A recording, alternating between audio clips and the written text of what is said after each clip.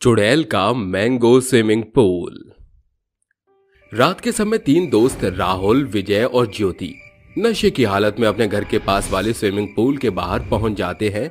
बाहर एक security guard बैठा होता है जो उन तीनों को देखकर कहता है, अरे अरे थामो थामो थामो, अरे अंदर कहां जा रहे हो?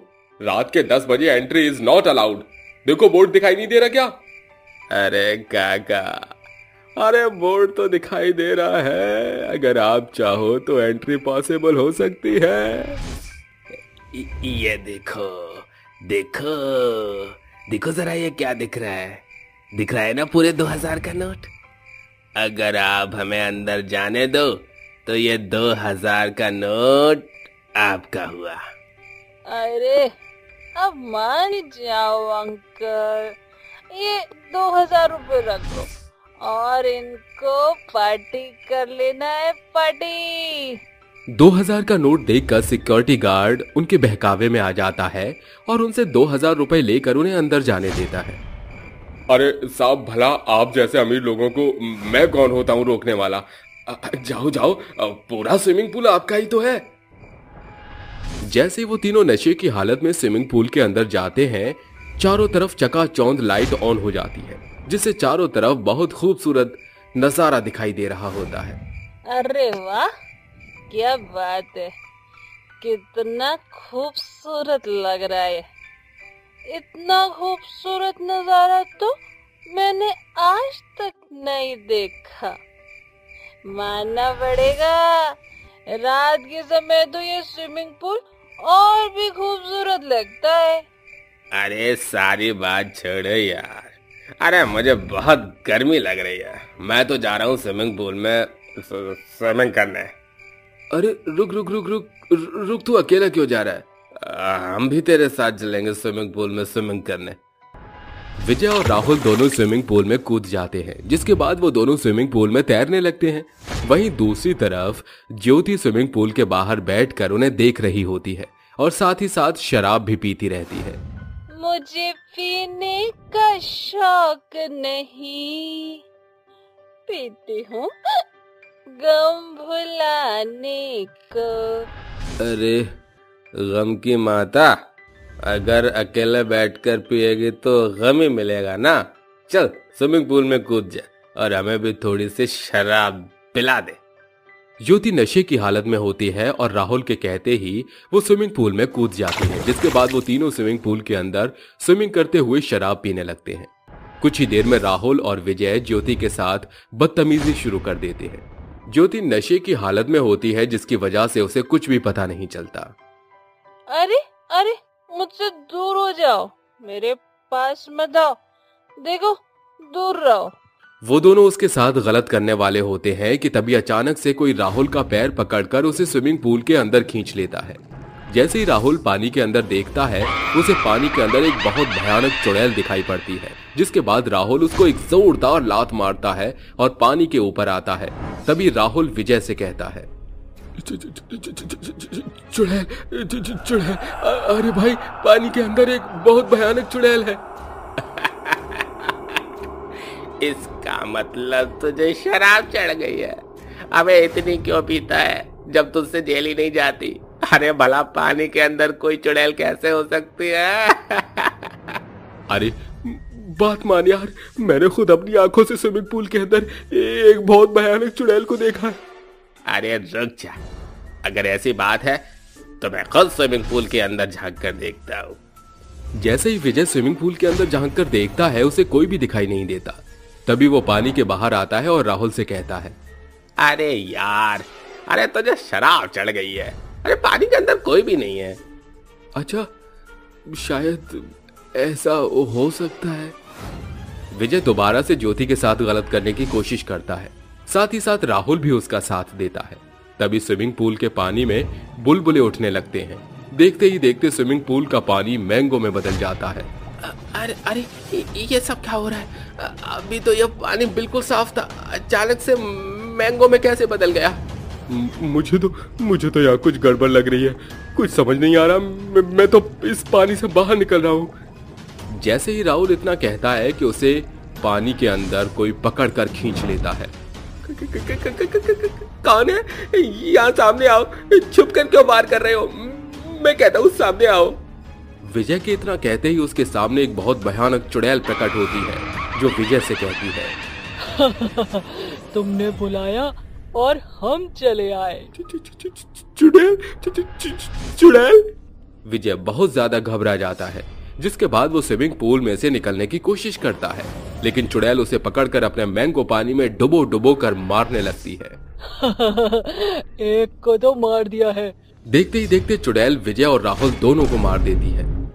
अगले दिन जैसे ही सुबह होती है, स्विमिंग पूल का सिक्योरिटी गार्ड अंदर आता है। अंदर आते ही उसे पानी के अंदर राहुल और विजय की लाश पड़ी हुई दिखाई देती है। वहीं दूसरी तरफ ज्योति स्विमिंग पूल से बाहर बेहोश पड़ी हुई दिखाई देती है। ये सब देखकर सिक्योरिटी गार्ड तुरंत पुलिस को इन्फॉर्म करता है, जिसके बाद ज्योति को हॉस्पिटल में एडमिट किया जाता है। जहां आप हमें मिली हैं, वहां आपके साथ 2 लड़कों की डेड बॉडी भी मिली है। क्या आपको कुछ याद है? मुझे कुछ भी याद नहीं है। मैं नशे की हालत में थी। शायद इसी वजह से मैं सब कुछ भूल गई हूँ। पुलिस ज्योति को सोचने के लिए कहती है, लेकिन ज्योति को कुछ भी याद नहीं आ रहा होता है। ऐसे ही कई बार उस स्विमिंग पूल के अंदर कई लोगों की लाश मिल चुकी होती है। एक दिन ज्योति अपने कमरे में बैठी हुई सोचती है, आखिर उस रात क्या हुआ? मुझे कुछ याद क्यों नहीं आ रहा है? मेरे दोनों दोस्तों की मृत्यु कैसे हुई? मुझे इस बात का पता लगाना होगा। आखिर क्यों रात के समय उस स्विमिंग पूल में जाना मना है? ये पूछने के लिए ज्योति रात के समय सिक्योरिटी गार्ड के पास पहुंच जाती है, जिसके बाद वो सिक्योरिटी गार्ड से पूछती है, लेकिन सिक्योरिटी गार्ड उससे कहता है, देखो, मुझे इसके बारे में कुछ नहीं पता। अगर तुम्हें स्विमिंग पूल का सच जानना है तो स्विमिंग पूल के पीछे रहने वाली एक औरत के पास चली जाओ। वो तुम्हें सब कुछ बता देगी। सिक्योरिटी गार्ड की बात मानकर ज्योति स्विमिंग पूल के पीछे रहने वाली एक औरत के पास चली जाती है, जिसके बाद वो औरत ज्योति को बताती है, स्विमिंग पूल के अंदर एक बहुत भयानक चुड़ैल रहती है। वो बहुत खतरनाक है। कुछ समय पहले इस स्विमिंग पूल के बनने से पहले इस जगह उस औरत का एक आम का बगीचा हुआ करता था। वो औरत बहुत गरीब थी और अपने आम के बगीचे के आम बेचकर अपने घर का गुजारा किया करती थी। लेकिन सरकार द्वारा ये जमीन सरकार की थी जिस पर ये बगीचा बना हुआ था। इसीलिए सरकार ने उस औरत से अपनी जमीन छीन ली, जिसकी वजह से उसका रोटी रोजगार सब छूट गया। जिसके बाद एक दिन इस जगह स्विमिंग पूल बन गया, लेकिन चुड़ैल ने स्विमिंग पूल के अंदर ही अपनी जान दे दी। तब से वो चुड़ैल रात के समय जो भी स्विमिंग पूल में आता है, पहले ही वो उसे मैंगो स्विमिंग पूल में नहलाती है और उसके बाद उसे मार देती है। अगर तुम्हें उस चुड़ैल को यहाँ से भगाना है तो तुम्हें उसे आम खिलाने होंगे। क्या कहा? मुझे एक चुड़ैल को आम खिलाने होंगे? अरे कहीं उसने मुझे जान से मार दिया तो? हाँ, क्यों नहीं। तुम्हारे आने से पहले कई लोगों ने अपनी जान कुर्बान कर दी है। क्या पता इस बार वो चुड़ैल तुम्हारे हाथों से दिए हुए आम खा ले, क्योंकि पहली बार रात के समय जाने के बाद स्विमिंग पूल से कोई जिंदा बचकर आया है तो वो सिर्फ और सिर्फ तुम हो। उस औरत की ये बात सुनने के बाद ज्योति स्विमिंग पूल के अंदर चली जाती है। ज्योति वो सभी आम लेकर जैसे ही स्विमिंग पूल के अंदर पानी में खड़ी हो जाती है, उसके सामने वो भयानक चुड़ैल प्रकट हो जाती है। क्यों आई हो तुम दोबारा यहाँ? क्या तुम्हें अपनी जान की परवाह नहीं है? मैं यहाँ तुम्हें ये आम खिलाने आई हूँ। ये लो, इन्हें खा लो। तुझे क्या लगा तू मुझे ये आम खिलाकर यहाँ से मुक्त कर देगी? लेकिन मैं यहाँ से कहीं नहीं जाऊंगी। मैं तुम्हारे बारे में सब कुछ जानती हूँ और उस रात के बारे में भी जानती हूँ जब तुमने उन दोनों से मुझे बचाया था। मैं तुम्हारी आभारी हूँ, लेकिन ये मौत का तमाशा बंद करो। तुम बेवजह मासूम लोगों को मार रही हो। उन्होंने तुम्हारा कुछ नहीं बिगाड़ा। ये जमीन सरकारी जमीन थी जिस पर तुमने आम का बगीचा बनाया। इसमें किसी की कोई गलती नहीं है। ज्योति के समझाने के बाद चुड़ैल को अपनी गलती का पछतावा होता है, जिसके बाद चुड़ैल उससे कहती है, तुम बिल्कुल सही कहती हो। ये जमीन तो मेरी थी ही नहीं जिसके पीछे मैं इतना परेशान हो रही हूँ। मुझे यहाँ से चले जाना चाहिए। इतना कहकर चुड़ैल मैंगो स्विमिंग पूल से हमेशा हमेशा के लिए गायब हो जाती है। भूतिया बाप की जुड़वा बेटियां। रुपेश और काजल की शादी को 1 बरस बीत चुका था। दोनों के बीच काफी प्यार था। वक्त आया जब काजल गर्भवती हुई और मुस्कुराते हुए वो अपने पति से कहती है, आज मैं बहुत ज्यादा खुश हूँ। मुझे भी बताओ अपनी इस खिलती मुस्कान का कारण। बहुत जल्द हमारे घर नन्हा मेहमान आने वाला है। आप पिता बनने वाले हैं। सच में? काजल, आज तुमने मुझे दुनिया की सबसे बड़ी खुशी दी है। हम 2 से 3 होने वाले हैं। समय गुजरने के साथ काजल की गर्भावस्था को 9 महीने पूरे होने के साथ उसे दर्द शुरू होता है, जिसे देख रूपेश उसे जल्दी से अस्पताल ले जाता है, जहां डॉक्टर रूपेश को बताते हैं, आपकी पत्नी के पेट में 2 जुड़वा बच्चे हैं। उनके अंदर इतनी शक्ति नहीं है कि वो उन बच्चों को जन्म दे सके और अब आपकी पत्नी को बचाना बड़ा मुश्किल है। आखिरी बार आप उससे मिल लीजिए। रूपेश आंसू बहाते हुए अपनी पत्नी के पास आकर कहता है, काजल, तुम मुझे यूं बीच राह में छोड़कर नहीं जा सकती। रुपेश, मैं आपसे दूर कहाँ जा रही हूँ? अपनी निशानियाँ आपकी झोली में डालते जा रही हूँ। उनका ख्याल रखना। बच्चों को जन्म देते वक्त काजल दम तोड़ देती है, पर रूपेश के दोनों जुड़वा बेटियां सही सलामत उसके हाथों में आ जाती हैं और रूपेश को जीने की हिम्मत मिल जाती है। फिर वो कहता है, आज से तुम दोनों ही मेरी दुनिया हो, मेरी शहजादियों। मैं तुम्हें खूब प्यार दुलार दूंगा। आज से तुम्हारा नाम है रिद्धि और सिद्धि। समय की रफ्तार तेजी से गुजरने लगती है और रूपेश एक माँ की तरह अपनी जुड़वा बेटियों की देखभाल करता है। वक्त के साथ अब रूपेश की जुड़वा बेटियां 5 बरस की हो जाती हैं। एक रोज रूपेश काम के सिलसिले में गांव से बाहर जाता है और लौटते वक्त कहता है, काफी रात हो गई है, मेरी दोनों बेटियां डर रही होंगी, मुझे जल्दी से घर पहुंचना होगा।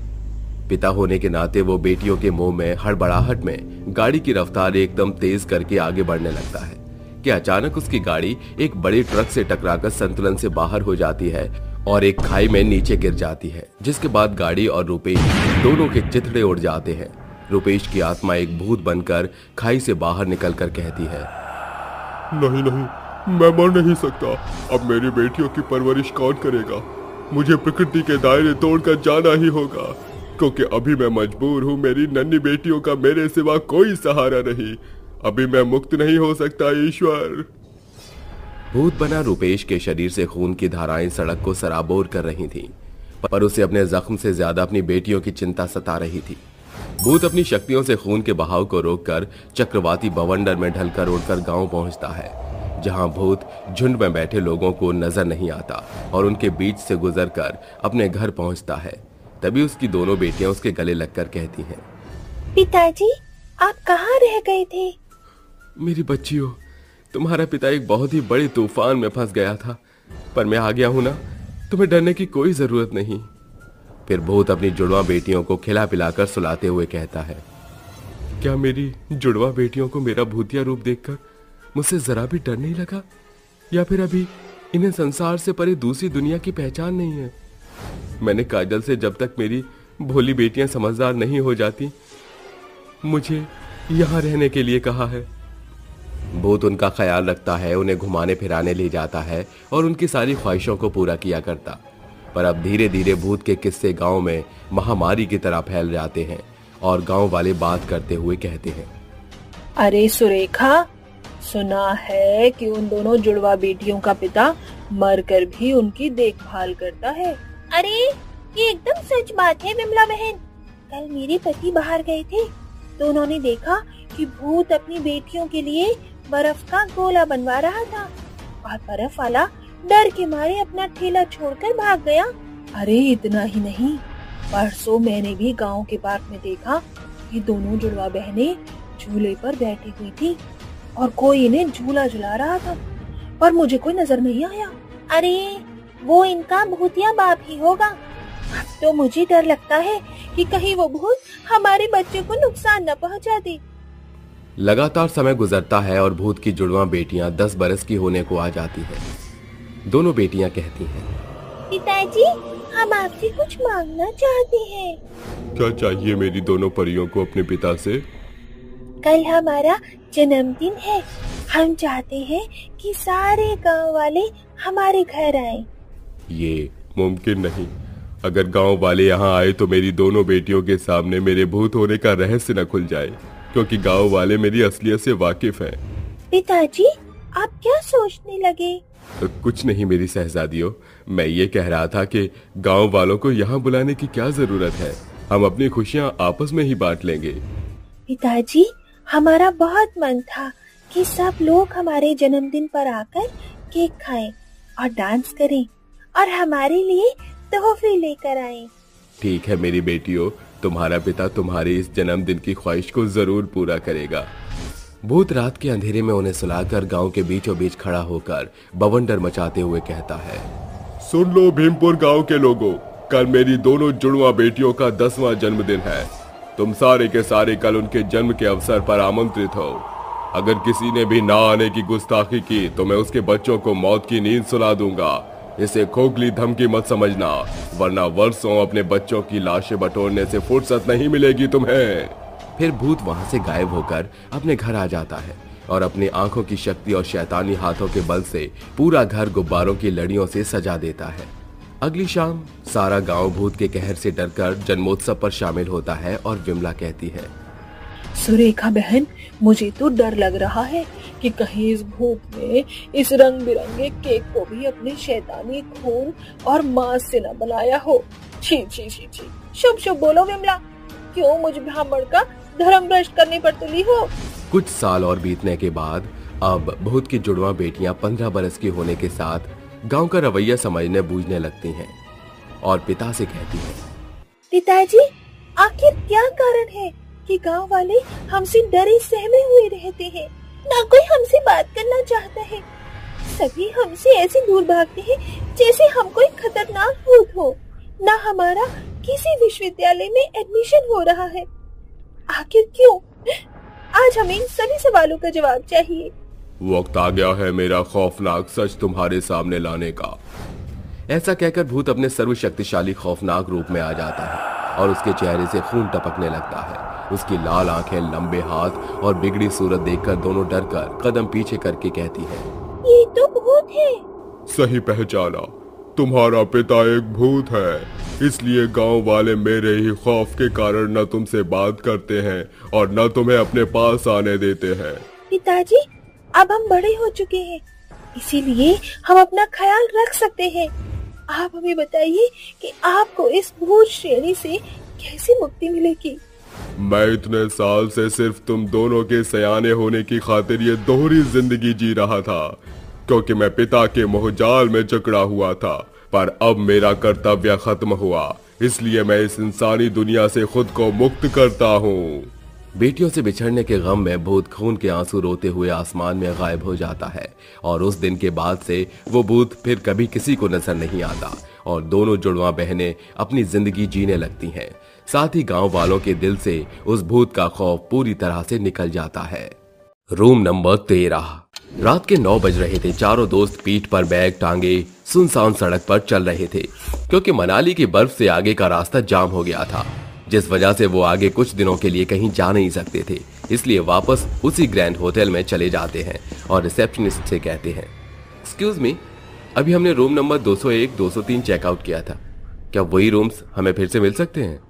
ओह सॉरी सर, बट वो रूम फिल हो चुके हैं। अब तो यहाँ कोई रूम नहीं है। आपके रूम में कोई और रह रहा है क्या? 3 घंटे में आपका रूम फिल हो गया? मैम, टूरिस्ट प्लेस है ना, तो रूम जल्दी ही बुक हो जाते हैं।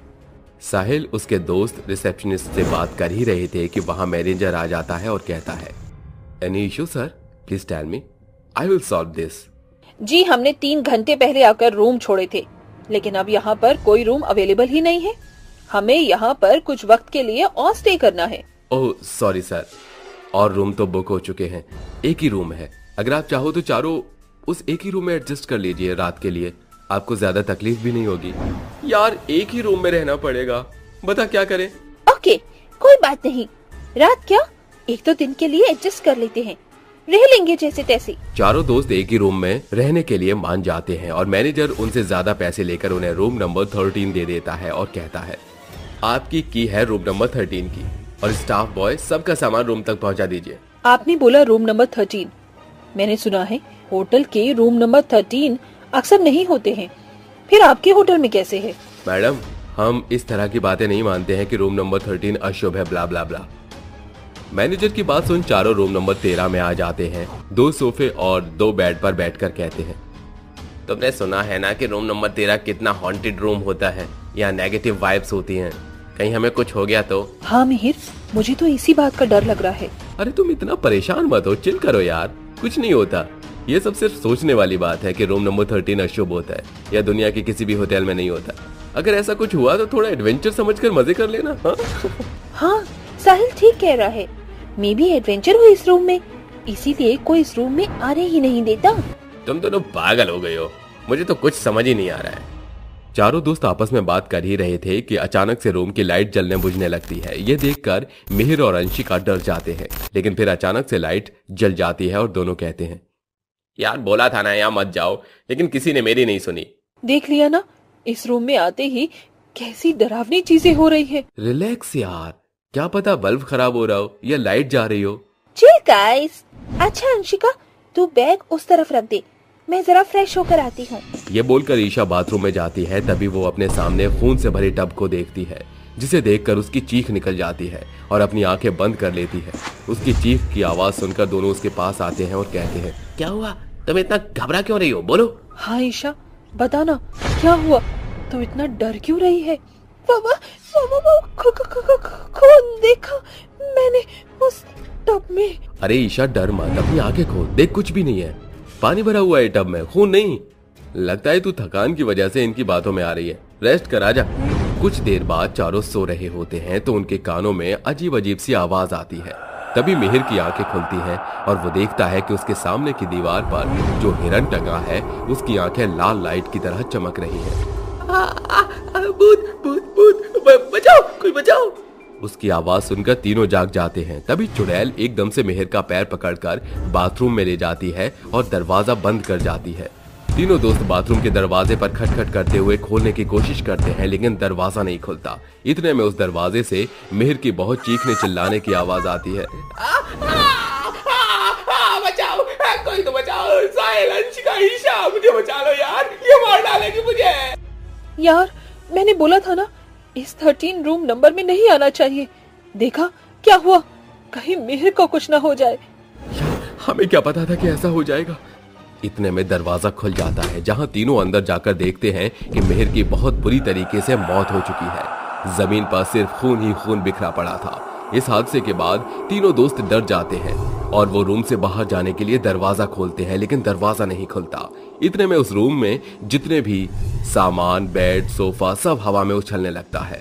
ये देखकर तीनों में और खौफ बैठ जाता है और फिर ईशा रिसेप्शनिस्ट को कॉल करती है। प्लीज प्लीज प्लीज हमारी मदद कीजिए, ये रूम बहुत हॉन्टेड है। इस रूम नंबर 13 में जरूर कुछ तो है जो अजीब अजीब हो रहा है, प्लीज हमें बचाइए। मैम आप ये क्या बातें कर रही हैं? हमारे होटल में तो 13 रूम नंबर का कोई रूम नहीं है। अरे आपको कोई गलतफहमी हुई है, आपने ही तो हमारा सामान यहाँ रखवाया था।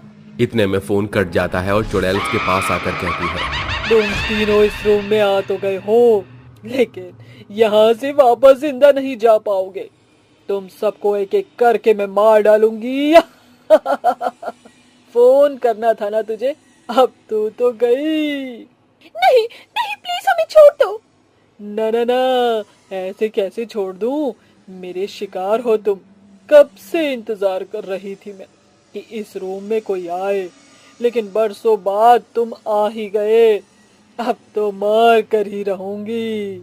ऐसा बोलते ही वो चुड़ैल ईशा और अंशिका को भी मार डालती है। ये तुमने क्या किया? तुमने मेरे तीनों दोस्तों को मार डाला। क्यों मार डाला? कौन हो तुम? मैं चुड़ैल हूँ, चुड़ैल। पता है कब से भटक रही है मेरी आत्मा इस 13 रूम नंबर में? पूरे 2 साल से, क्योंकि इस होटल के ओनर ने मेरे साथ जोर जबरदस्ती की और फिर मुझे मार डाला। उसी के बाद से मेरी आत्मा भटकने लग गई।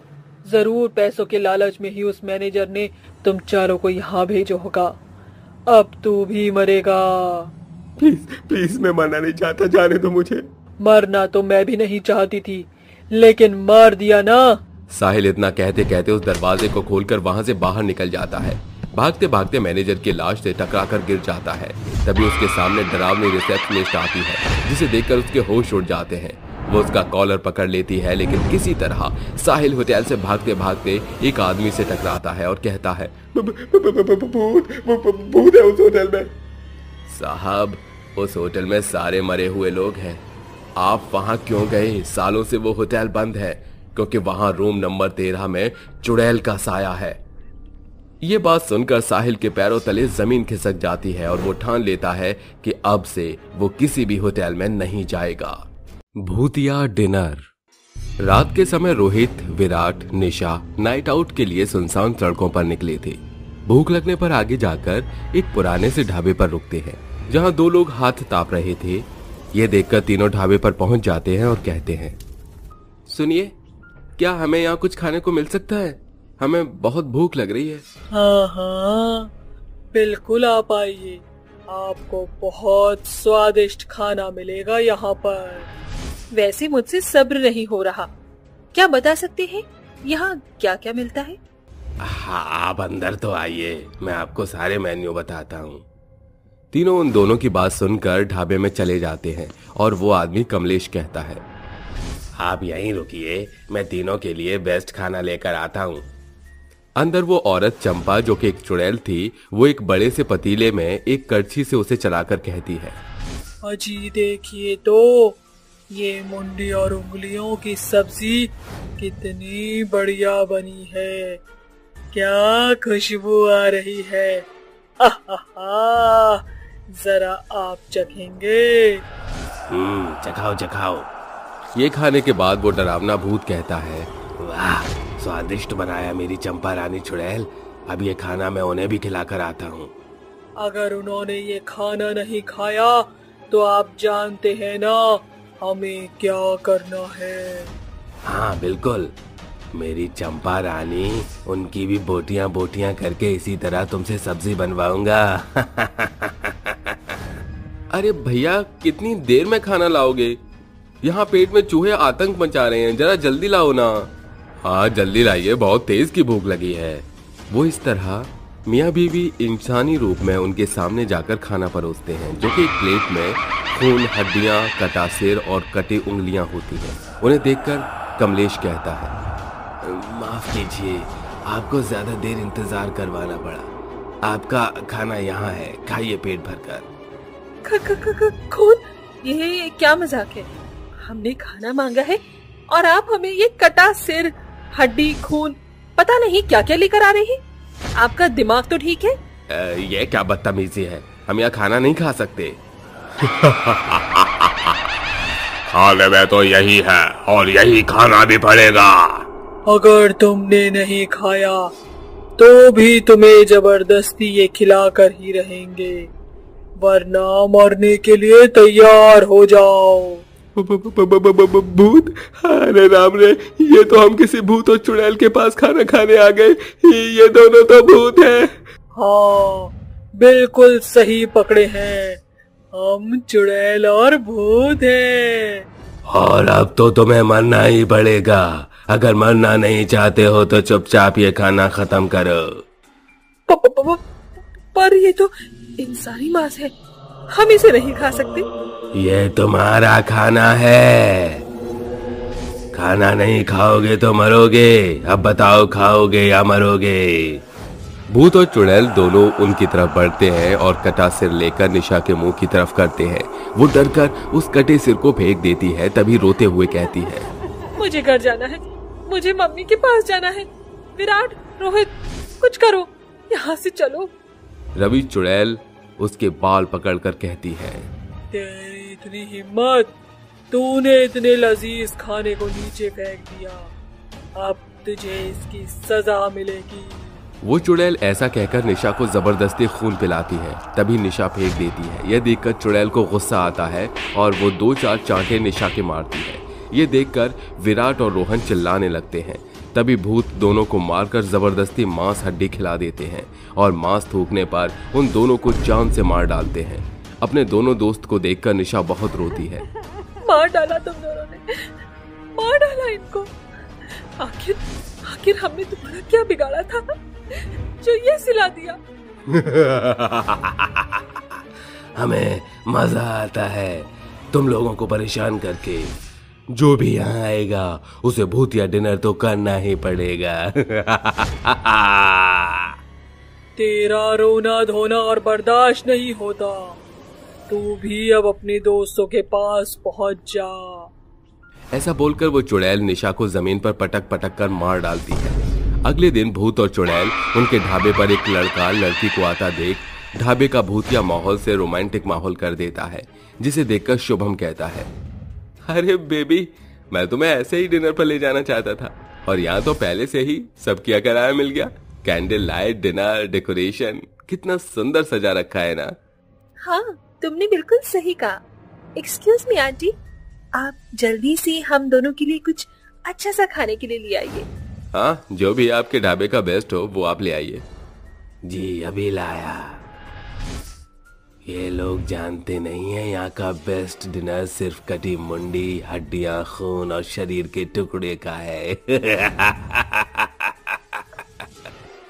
चुड़ैल और भूत इसी तरह उनके सामने जाते हैं और जब वो भूतिया खाना कटे शेर खून उंगलियों को देखते हैं तो डर जाते हैं और कहते हैं, ये तो कटी मुंडी, खून और शरीर के टुकड़े हैं। आप मजाक कर रहे हैं ना हमारे साथ? चलिए अच्छा सा खाना लेकर आइए। हाँ प्लीज ले आइए। तुम दोनों ने ही कहा था इस ढाबे का जो बेस्ट खाना हो उसे लेकर आओ, तो मैं बस यही लेकर आया हूँ। ये कटी हुई मुंडी, लजीज खून वाली ये उंगलियां, ये पुरानी हड्डी, ये मांस के टुकड़े, अरे अरे इन्हें खाओ, यहाँ का स्पेशल है। ये बोलते ही वो भूत भी अपने असली रूप में आ जाता है और वहाँ का माहौल भी डरावना हो जाता है। दोनों ये देखकर बहुत डर जाते हैं और दरवाजे की तरफ भागते हैं कि दरवाजा बंद हो जाता है। अब तो तुम्हें ये खाना ही होगा। आओ हमारे साथ भूतिया डिनर करो। प्लीज प्लीज हमें छोड़ दो, हमें जाने दो, माफ कर दो हमें। हमसे गलती हो गई है जो हम यहाँ आ गए। हाँ प्लीज, हमें बख्श दो, जाने दो हमें। नहीं, अब हम तुम्हें ये सब खिलाकर ही रहेंगे। जैसे ही चुड़ैल और भूत दोनों को जबरदस्ती मांस और वो खून खिलाने पिलाने लगते हैं तो शुभम डर कर कहता है, देखो तुम्हारे जरूर साथ किसी ने गलत किया होगा, उसकी सजा हमें मत दो। मैं जानना चाहता हूँ तुम ऐसा हमेशा से तो नहीं होगे। ये बात सुनते ही वो भूत और चुड़ैल अपनी बीती बातों में चले जाते हैं, जहाँ वो इसी ढाबे में बावर्ची का काम करते थे। ऐसे ही एक दिन उनके पास दो गुंडे जैसे दिखने वाले हाथ में बोरी लिए आकर कहते हैं, सुनो, ये बोरी थामो और इसमें कुछ जानवरों का मांस है, जरा उनका कीमा बनाकर लाओ, हम वही खाएंगे। जल्दी करो, तुम्हें पैसे देंगे, हमें ढाबे का खाना नहीं खाना।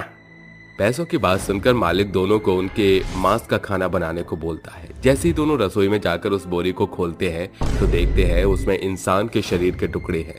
तभी वो ये बोरी उन दोनों गुंडों को मुंह पर मारते हैं और कहते हैं, ये क्या बदतमीजी है, किसी जानवर के नहीं बल्कि इंसान के टुकड़े, और हम इसका खाना कैसे बना सकते हैं? हाँ, दोनों अभी इसी वक्त यहाँ से चले जाओ। खाना तो बनाना पड़ेगा ही, हम आदमखोर हैं और हम इंसान का मांस खाते हैं। दोनों उन आदमखोर की बात सुनकर मना कर देते हैं। तभी वो जबरदस्ती कर उन दोनों को मार डालता है, जिसके बाद चंपा और कमलेश चुड़ैल और भूत बन जाते हैं और कहते हैं, इसने हमें मार डाला, अब हम लोगों को मारकर उनके टुकड़े उनको ही खिलाएंगे। हाँ चंपा रानी, अब से ये ढाबा सबको भूतिया डिनर करवाएगा।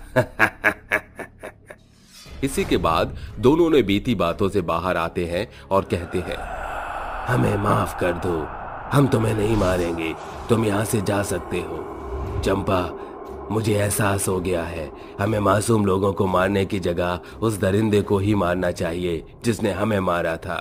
हाँ जी, आप सही कह रहे हैं। जाने अनजाने हम वही कर रहे थे जो हम मरते वक्त नहीं करना चाहते थे। ये बोलते ही दोनों उन आदमखोरों को ढूंढकर मार डालते हैं और अपना बदला पूरा करने के बाद इस दुनिया से मुक्त हो जाते हैं। नाचने वाली तीन चुड़ैल। सूरज डूबने के साथ चारों ओर अंधेरा सा छा जाता है और देखते ही देखते काली भयानक रात हो जाती है। तभी श्रवण नाम का एक युवक वीरान पड़े खंडहर हवेली के पास से मोटर बाइक पर सवार होकर गुजरते हुए गाते हुए बोलता है, कब तक चुप बैठे, अब तो कुछ है बोलना, कुछ तुम बोलो कुछ हम बोले ओ ढोलना।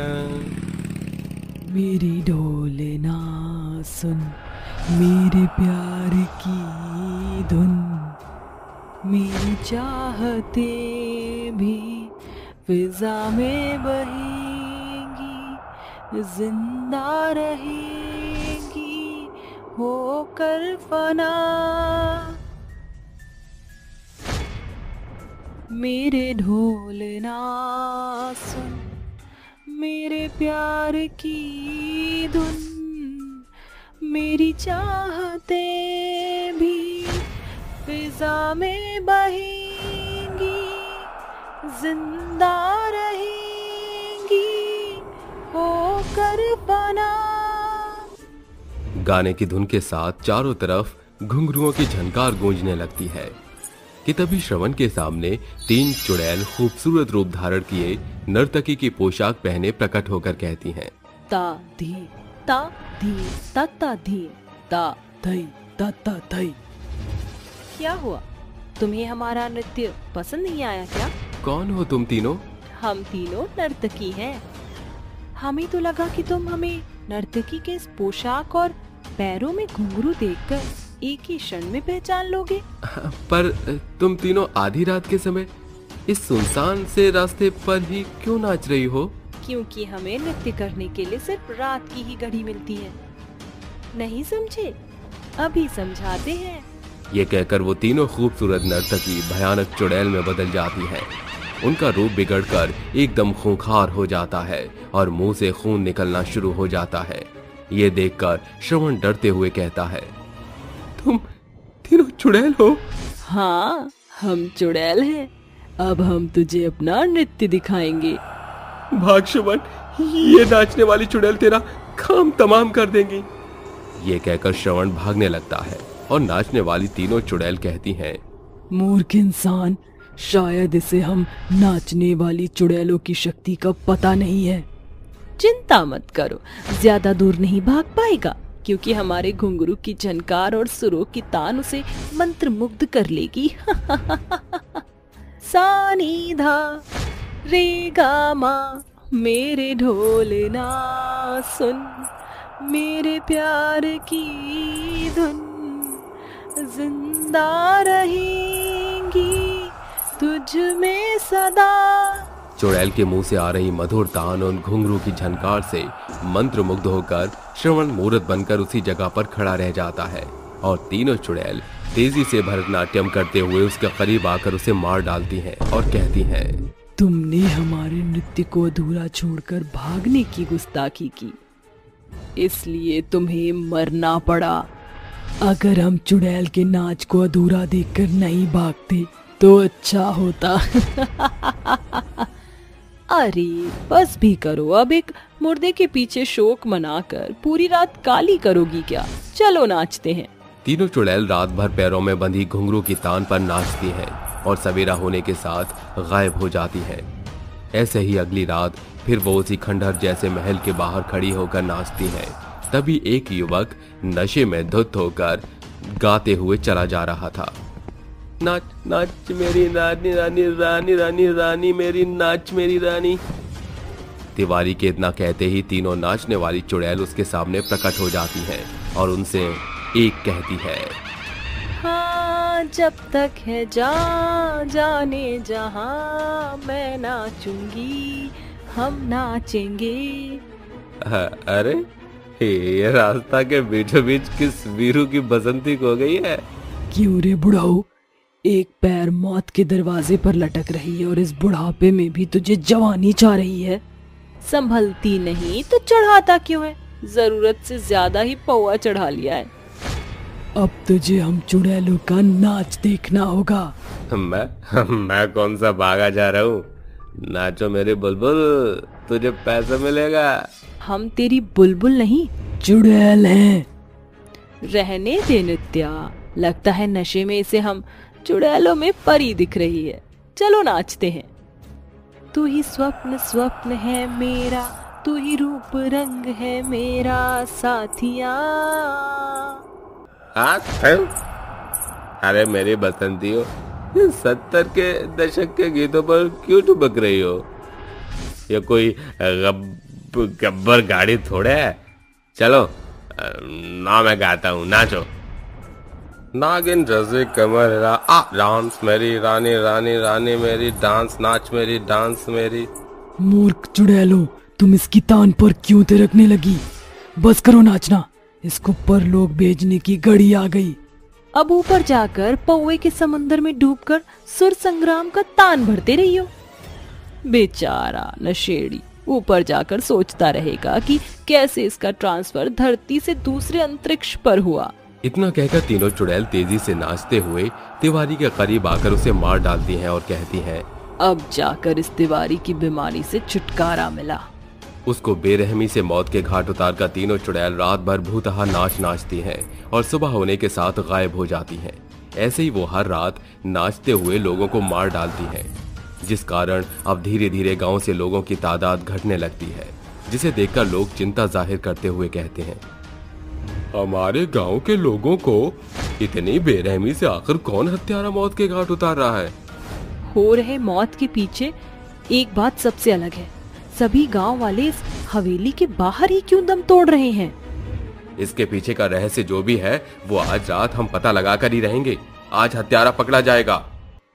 जैसे ही रात होती है सभी गांव वाले उस हवेली के इर्द गिर्द छुप जाते हैं। तभी तीनों चुड़ैल नर्तकी की पोशाक पहने वहां प्रकट होकर घुंघरू छनकाते हुए नाचना शुरू करती हैं।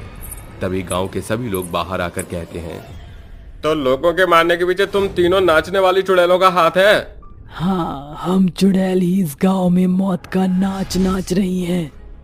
सरपंच जी, हो ना हो इन तीनों नाचने वाली चुड़ैलों का इस महल से कुछ तो वास्ता है, तभी ये यही नाचती हैं। बताओ, वरना हम इस महल को ही आग लगा देंगे। नहीं, रुको, हम तुम्हें सब कुछ बताते हैं। ये कहानी कुछ 150 बरस पहले की है। रायगढ़ नामक इस गांव में सब कुछ अच्छा था। रायगढ़ गांव के सबसे समृद्ध राजा थे राजा नागेंद्र।